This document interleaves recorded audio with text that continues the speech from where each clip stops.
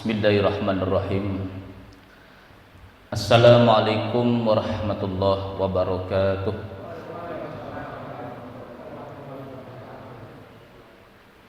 A'udzu billahi minasyaitonir rajim. Bismillahirrahmanirrahim. Alhamdulillahilladzi faqahana fid din wal 'aqibatu lil muttaqin wala 'udwana illa 'alal zalimin. Asyhadu an la ilaha illallah wahdahu la syarika lah wa asyhadu anna sayyidana wa nabiyyana Muhammadan abduhu wa rasuluhu la nabiyya ba'dah. Allahumma salli wa sallim wa barik ala sayyidina wa maulana Muhammad wa ala alihi wa ashabihi wa man tabi'a hudah ila yaumiddin, amma ba'du. Jemaah Masjid Jamiatul Ummah yang dirahmati Allah Subhanahu wa taala, alhamdulillah kita kembali bersyukur kepada Allah Subhanahu wa taala atas nikmat iman dan Islam yang ditanamkan di dalam dada kita. Dilimpahkan rahmat, taufik dan hidayahnya, kita bisa kembali berkumpul di masjid ini guna melaksanakan kewajiban kita bersama di dalam menuntut ilmu agama.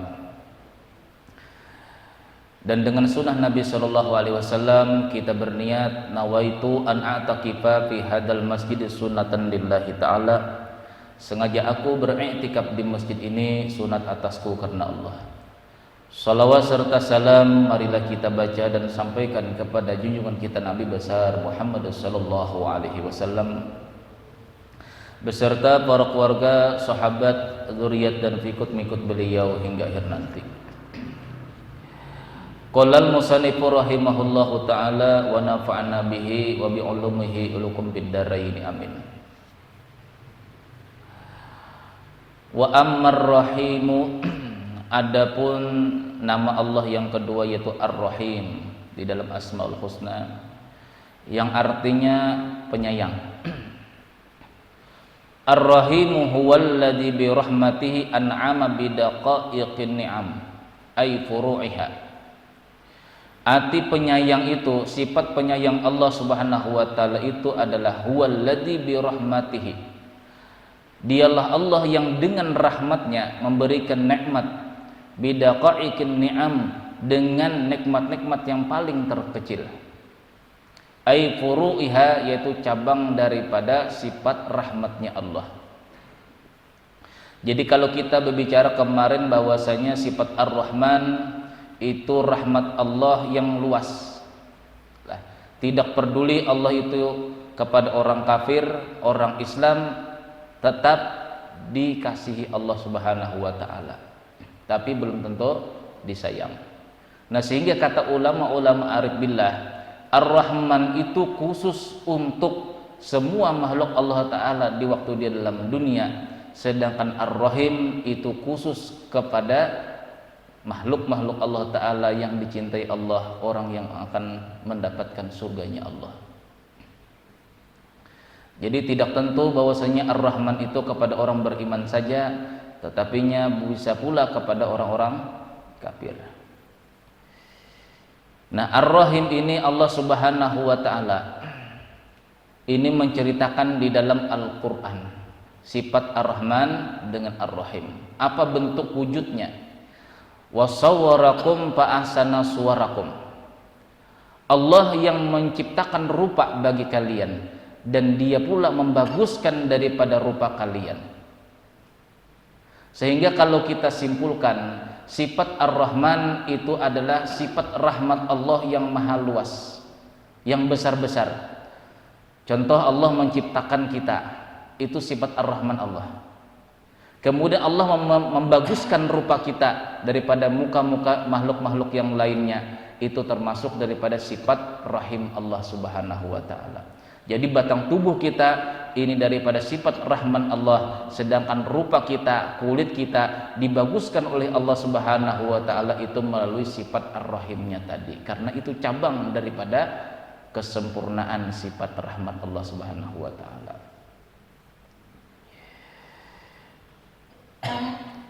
Contoh yang kedua kata Imam Ghazali, Allah yu'tir rahmanu imanan. Allah memberikan keimanan di dalam diri kita. Alhamdulillah kita diciptakan Allah Subhanahu wa taala menjadi umat Nabi Muhammad. Nah, kita menjadi umat Nabi Muhammad ini termasuk sifat rahman Allah taala diberikan kepada kita. Dan banyak saja inilah apabila masih Ar-Rahman, sifat pengasih, terkadang orang Islam pun bisa balik kepada non-muslim karena masih sifat Ar-Rahman. Tapi apabila sifat Ar-Rahim yang nampak di dalam diri kita, maka kita pun akan mati dalam keadaan membawa iman. Nah, itulah istilah di dalam hadis Nabi SAW, nikmat yang terbesar itu adalah dua. Yang pertama nikmat ijad, yang kedua nikmat imdad. Nah, nikmat ijad itu artinya nikmat yang diadakannya kita sekarang. Kita jadi umat Nabi Muhammad itu nikmat ijad. Adapun nikmat imdad, kita dipertahankannya sampai mati dalam keadaan beriman.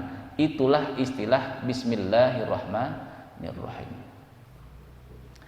Nah, itu kalau dalam segi keilmuan seperti itu. Makna daripada Bismillah itu beserta nama Allah. Nah, kalau orang-orang fikih inilah yang kita pelajaran anak-anak TK inilah dengan menyebut nama Allah yang Maha Pengasih Maha Penyayang.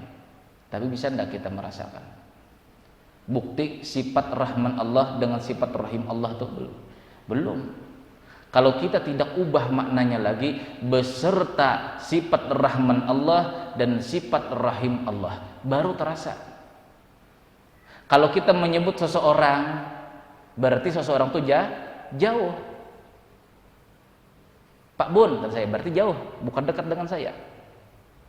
Nah, kalau kita sekedar menyebut dengan menyebut nama Allah yang Maha Pengasih lagi Maha Penyayang, selama masih disebut itu, selama itu pula sesuatu yang kita sebut itu jauh daripada kita. Tapi kalau kita maknai di dalam hati kita Bismillahirrahmanirrahim beserta nama Allah yang Maha Pengasih Maha Penyayang, beserta, jadi kita akan selalu kepikiran nikmat ijad, nikmat diadakannya kita. Satu, yang kedua nikmat dipeliharanya kita, yaitu nikmat sifat Ar-Rahim. Nah, bila sudah kita merasakan demikianlah, maka yang namanya iman itu adalah rasa. Ya kan? Orang itu bisa pindah kepada agama lain karena dia merasakan nikmat sesuatu, lalu dia berubah. Orang itu percaya karena pernah merasakan. Jadi jangan didustai perasaan, karena rasa itu esa. Rasa itu di dalam diri manusia itu bentuk sifat Allah Subhanahu wa taala. Allah bersifat esa. Satu inilah. Nah, bukti sifat esanya Allah taala di dalam diri manusia itu rasa. Maka jangan dibohongi rasa. Misalnya kita lapar, bisalah kita membohongi diri kita ini kenyang? Tidak bisa, karena seluruh tubuh kita merasakan rasa lapar. Lalu kita makan kenyang, merasalah kita kenyang, merasa. Ada ndak bentuknya rasa tadi, rasa kenyang tadi? Tidak ada bentuknya, tapi seluruh tubuh kita merasakan kenyang. Nah, lalu setelah kita kenyang inilah, lalu ditawari orang lagi makan, kamu masih laparkah? Masih lapar, padahal kenyang. Berdustalah, berdusta. Bila berdusta dengan rasa itu sama berdusta dengan Allah.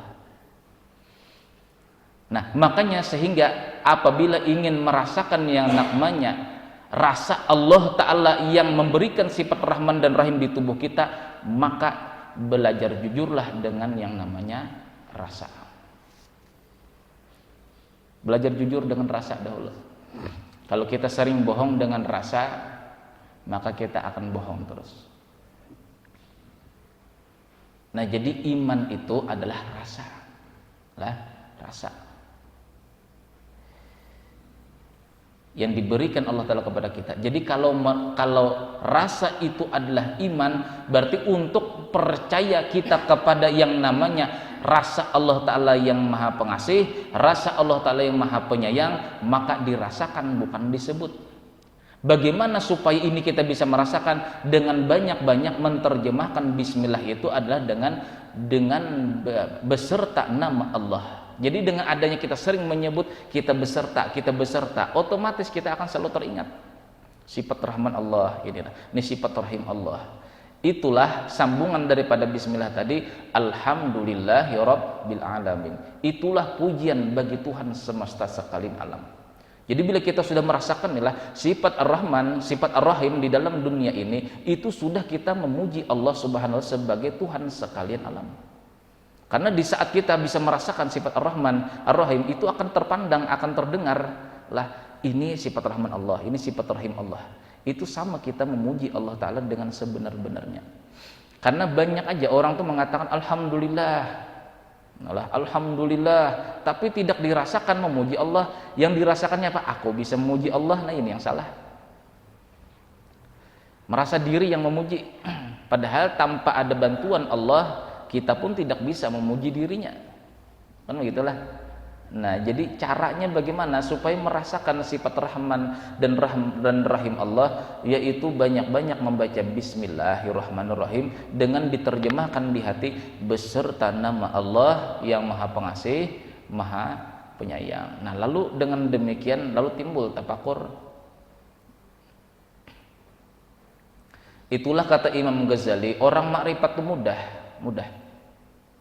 Al-ma'rifatu la tahsulu illa bil mahabbati wal mahabbatu la tahsulu illa bil bitafakkuri wa tafakkuru la yasulu illa bidawami dzikri. Ma'rifat seseorang, kata Imam Ghazali, tidak akan bisa berhasil kecuali dia al-mahabbatu, cinta kepada takdir Allah. Dan cinta kepada takdir Allah itu tidak akan berhasil illa bitafakkuri, kecuali orang itu banyak bertafakur. Dan tafakur itu tidak akan berhasil, kata Imam Ghazali, terkecuali orang itu bidawami dzikri, berkekalan mengingat Allah. Sekalipun inilah, kalau kita sudah merasakan inilah di kepala kita ini ada peci inilah, sekalipun tidak kita sebut Pak peci, di kepalaku ada peci, di kepalaku ada peci, di kepalaku ada peci. Tapi kalau kita sudah merasakan, baik, perlukah kita sebut lagi? Tidak, yang ada main merasa ada peci di kepala, itu sudah yang namanya menyebut. Sebenar-benarnya menyebut itu adalah merasakan. Kalau menyebut aja terkadang kita baca salawat pun sambil di depan TV, Allahumma sholli Muhammad. Itu mengingatlah, bukan mengingat. Jadi makna mengingat yang sebenarnya itu adalah merasakan. Nah, itu makna mengingat. Fadzakir fa inna dzikra tanfa'ul mu'minin.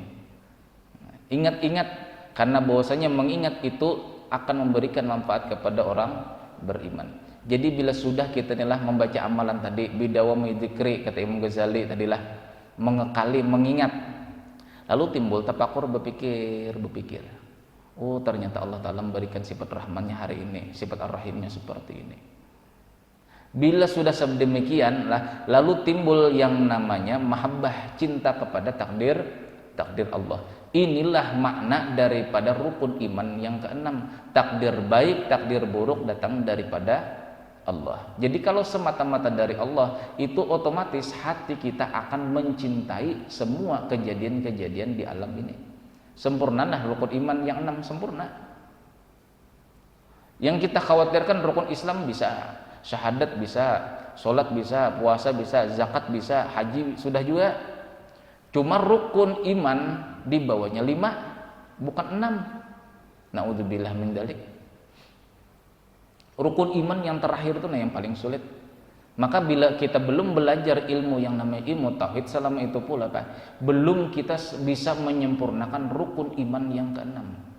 Takdir baik, takdir buruk datang daripada Allah. Bukan disebut tapi dirasakan. Nah, jadi makna daripada mengingat itu adalah merasakan, bukan sekadar menyebut. Karena menyebut pun terkadang mulut kita menyebut, hati kita kemana-mana, kan begitu. Tapi kalau orang merasakan, nah kita berjalan dalam merasakan ada peci di kepala, selama itu pula kita ingat.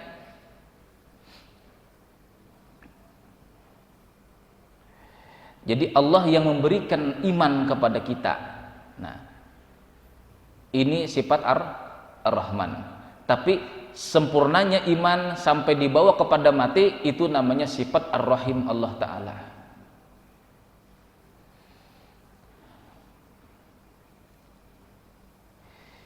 Di antaranya lagi bukti Allah Subhanahu wa Ta'ala Maha Pengasih lagi Maha Penyayang.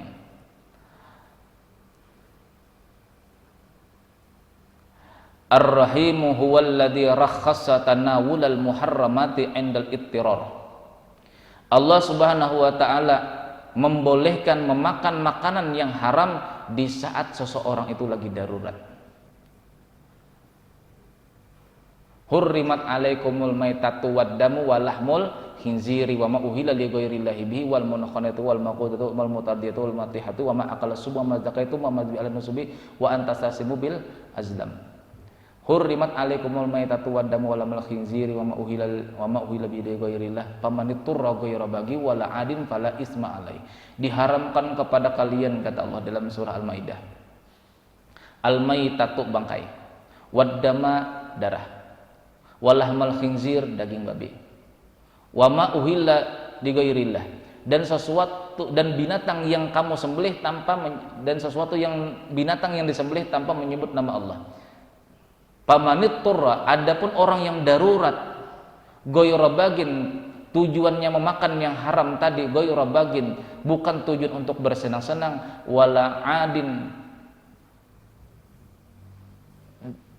dan tidak sepuas-puasnya, maka fala isma alaih, maka orang tersebut tidak mendapatkan dosa. Itu bukti sayangnya Allah.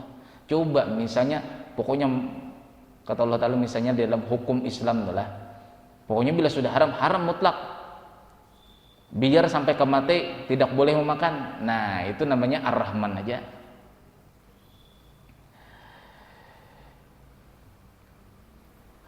Di antaranya lagi sifat Ar-Rahim Allah Subhanahu wa taala. Baddala sayyiatil bil hasanati liman taba wa amana wa amila sholiha. Kalau di dalam Al-Qur'an itu ayatnya ulaikal ladzina yubaddilullahu sayyiatihim hasanat. Mereka itulah yang Allah Subhanahu wa taala ganti kejahatannya menjadi kebaikan. Liman amana, liman taba. Siapa orang-orang yang bertumpuk dosanya inilah, anggap aja 1 juta sudah dosanya, tidak terhitung 1 juta dosanya. Itu bisa diganti 1 juta dosa tadi menjadi 1 juta kebaikan. Itu bagi siapa, kata Allah, liman taba, bagi orang yang bertobat, wa amana dan beriman, wa amila sholihan dan beramal soleh. Syaratnya 3. Kalau kita merasa banyak berdosa dari dahulu sampai sekarang banyak berdosa, supaya ingin digantikan Allah Ta'ala jumlah dosa tersebut menjadi jumlah kebaikan, itu syaratnya ada 3. Yang pertama liman taba, bagi orang yang bertobat, wa amana, kemudian beriman atau percaya. Apa itu percaya? Yaitu merasakan. Wa amila sholihah, dan beramal amal soleh. Cuma banyak kita ini terfokus arti amal soleh itu adalah kegiatan kegiatan ibadah zahir. Banyaknya Allah Subhanahu wa taala telah mencontohkan ibadah zahir ini pun bisa dihitung maksiat. Kalau dari awalnya tidak ingat Allah, apalagi akhirnya.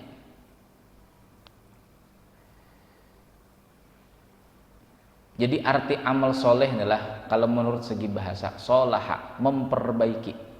Solah itu artinya memperbaiki. Jadi arti amal soleh itu adalah memperbaiki. Sesuatu itu baik balah menurut pandangan Allah apabila dimulai dengan Allah dan diakhiri dengan Allah. Ada manusia beramal soleh itu dikatakannya dia itu beramal soleh, padahal beramal rusak. Awal mulanya niat karena Allah, akhirnya dia tidak ingat Allah. Contohnya apa? Aku niat karena Allah, sholat dia. Jadi habis selesai sholat dikabar-kabarkannya amal-amalan dia tadi, diujub-ujubkannya, diriak-riakannya amalan tadi, rusak.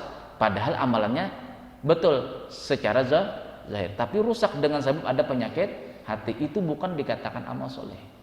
Jadi yang amal soleh itu sebenarnya adalah awal mula kita ingat Allah dan akhirnya Allah.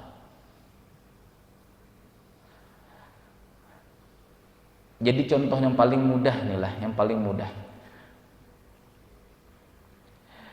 Sesuatu perkara yang mubah, makan, minum inilah, kalau diniatkan, kata ulama-ulama syariat kita, bila diniatkan untuk ibadah, maka menjadi pahala. Itu contoh paling mudah. Jangan dikatakan semua yang sunat-sunat, yang sunnah-sunnah itu amal soleh. Pekerjaan yang mubah atau yang biasa-biasa apabila diniatkan maka menjadi amal ibadah atau amal soleh. Cuma tergantung lagi, bila dia awalnya ingat Allah tapi akhirnya tidak ingat Allah, maka itu bukan amal soleh juga. Karena hasil amal soleh inilah, hasil daripada amal soleh itu falahum ajrun ghairu mamnun, maka akan mendapatkan balasan yang tiada terhingga. Di dalam dunia orang tadi akan selalu mendapatkan kebaikan, di akhirat tambah lagi. Itu bukti amal soleh itu, inilah amal soleh itu diterima Allah, maka akan menyebar kepada orang itu melakukan kebaikan-kebaikan yang lain. Contoh makan, kita bismillahirrahmanirrahim, Allahumma barik lana fima razaqtana wa qina adzabannar. Baca doa, ingat Allah nih lah, makan. Nah, di saat makan tadi itu, terkadang kita apa? Melepaskan daripada ingat Allah dengan cara apa? Dengan memuji makanan. Enaknya di warung sana aja, bila di warung sana aku mau terus nanti ke sana. Kalau di lain aku sudah merasakan, sudah pokoknya 10 jenis makanan sudah aku coba semua. Pokoknya yang paling enak di sana. Nah, berarti ini melepas daripada ingat Allah. Nah, bila sudah demikian, awal mulanya ingat Allah, lalu lupa di tengah-tengahnya, dan akhirnya apa? Orang tadi tidak akan yang namanya merasakan nikmat itu datang daripada sifat Rahman dan Rahim Allah. Buktinya di mana nanti selesai makan, alhamdulillah. Oh ya, pakai alhamdulillah aja orang tadi nih. Alhamdulillah. Nah, setelah itu datang orang-orang minta-minta, "Pak, tolong kasih aku makan." Karena orang tadi ini tidak beramal soleh. Kenapa? Karena dia mengingat makanan yang lezat, bukan mengingat datang daripada Allah. Otomatis makanan tadi tidak akan menghadirkan rasa sifat Ar-Rahman Ar-Rahim. Nanti aja lah, masih belum gajian ya. Nah, itu buktinya sudah. Makanan yang dia makan, minuman yang dia makan tadi tidak menghadirkan sifat Ar-Rahman dan Ar-Rahim Allah Ta'ala dalam dirinya. Orang minta-minta tidak dikasihnya. Ini sebagai cerminan kita inilah kapan amal soleh kita inilah diperlihatkan Allah Ta'ala. Itu di saat kita diberikan rasa Ar-Rahman Ar-Rahim tadi. Itu amal soleh. Jadi kalau kita simpulkan Ar-Rahman itu awal ibadah, Ar-Rahim itu adalah akhir daripada ibadah. Saya ulang.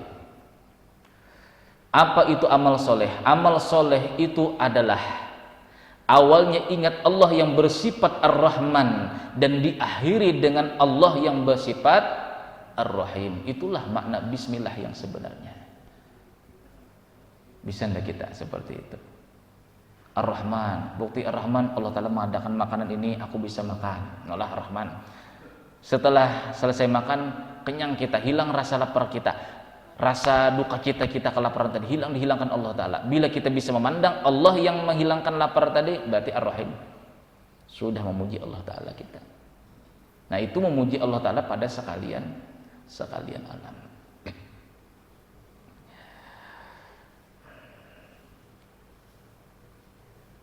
Jadi syaratnya kejahatan-kejahatan kita dulu, dosa-dosa kita dulu, jumlah dosa-dosa kita sejumlah itu akan dihapus Allah Ta'ala, sejumlah itu pula akan menjadi kebaikan di sisi Allah. Liman taba, bagi orang yang bertobat, wa amana, dan percaya. Percaya itu apabila kita sesuatu itu merasakan, berpercaya. Sampai dikatakan orang tuh kopi manis, bisa nggak sampai percaya kecuali sampai tidak merasai?